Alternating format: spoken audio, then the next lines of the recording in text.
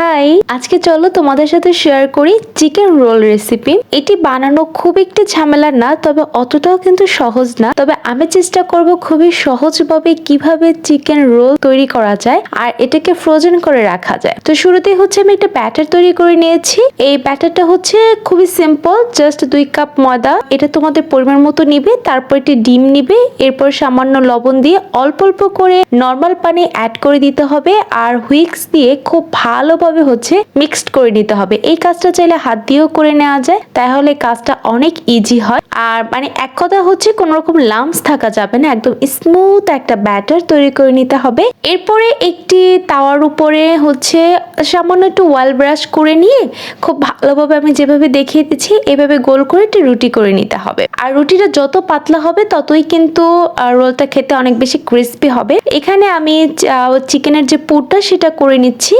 এখানে আমি চিকেনটাকে খুব ভালোভাবে ধুয়ে ছোট ছোট কিউব করে কেটে নিয়েছি আর চিকেনের বুকের অংশটা নিয়েছি।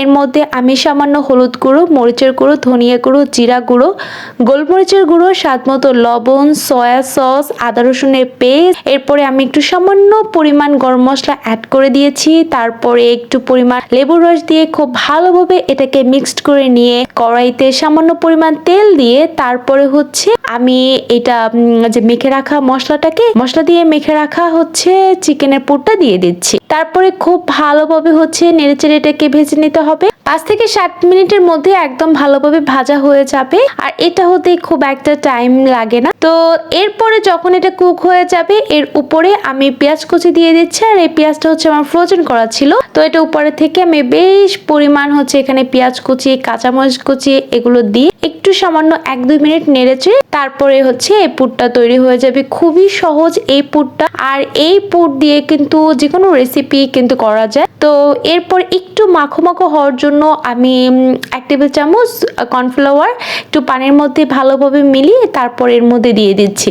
তাহলে হবে কি এই পেঁয়াজ কাঁচামরিচ মাংসের সাথে খুব একটু আঠালো আঠালো ভাবে থাকবে। এরপরে আমি এই তো সবকিছু ব্যাটারটা নিয়ে নিচ্ছি। এখানে আমি একটা খামির করে নিয়েছি, এটা আঠার কাজ করবে। তো এটাকে খুব ভালোভাবে রুটিটার চারো সাইডে স্প্রেড করে দিতে হবে। তারপরে পুর নিয়ে এরপরে খুব সুন্দরভাবে হচ্ছে এটাকে রোল শেপে দিয়ে দিতে হবে। আর এটা বলে বোঝানোর থেকে দেখে ভালোভাবে কিন্তু বোঝায় না যায়।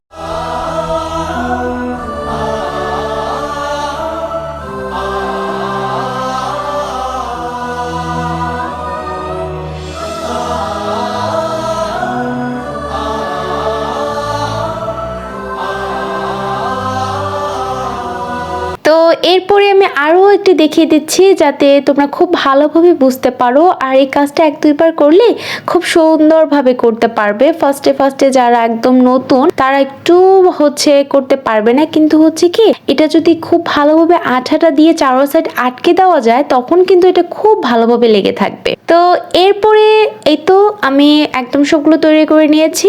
এরপরে আমি এখানে ব্রেড ক্রাম্বস নিয়েছি আর ব্রেড ক্রাম্বসের রেসিপি কিন্তু আমার পেজে দেওয়া আছে, অবশ্যই কিন্তু এটা চাইলে দেখে নিতে পারো। খুবই সহজভাবে আমি তৈরি করে দেখিয়েছি।